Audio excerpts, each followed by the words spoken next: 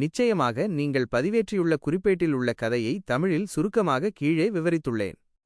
துரதிர்ஷ்டவசமாக என்னால் நேரடியாக வீடியோவை உருவாக்கி தர முடியாது.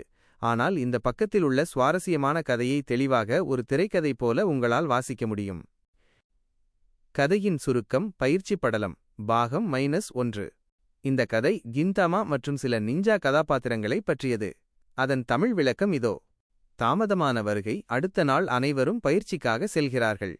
குழு -2 பயிற்சியாளர் சென்சைக்காக காத்திருக்கிறார்கள். பயிற்சியாளர் வந்தவுடன் ஏன் இவ்வளவு தாமதம் என்று கேட்கிறார். அதற்கு அவர் தவறான வழியில் வந்துவிட்டேன் என்று மன்னிப்பு கேட்கிறார். பயிற்சி தொடக்கம். பயிற்சியாளர் இமேஜ் காசு என்ற பயிற்சியை தொடங்குகிறார். உடலில் உள்ள ஆற்றலை வெளியே கொண்டு வந்து கை முத்திரைகளை ஹார்ஸ் மங்கி போர் செய்யச் சொல்கிறார். நிஞ்சாக்களின் முயற்சி. மிகோட்டோ மற்றும் ஃபுகாகு ஆகிய இருவரும் தலா 2 உருவங்களை இமேஜஸ் உருவாக்குகிறார்கள். கிரெங்கா என்பவர் 3 உருவங்களை உருவாக்குகிறார்.